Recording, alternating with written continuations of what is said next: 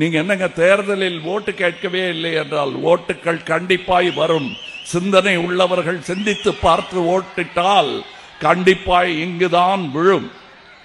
அதற்கு வாழ்த்து சொல்ல வேண்டியதில்லை, வழி சொன்னால் போதுமானது. வழி தவறி போனவர்களை கூட அன்பாக அழைத்து கொண்டு ஓட்டுச்சாவடிகளுக்கு வாருங்கள்.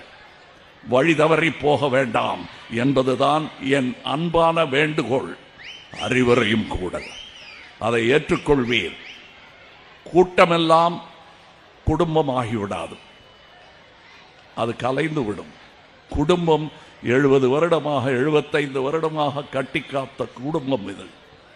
அதில் நானும் ஒருவனாக இருப்பதில் நான் முதலில் சொன்னது போல் சந்தோஷம்தான் எனக்கு. இங்கே வந்திருக்கும் என் கூட்டத்தார் அனைவருக்கும் இந்த உண்மை தெரியும். நான் பேசுவது இந்த நிகழும் அரசியலுக்கான ஒரு உரையாடல் அல்ல என்பதும் அவர்களுக்கு புரியும்.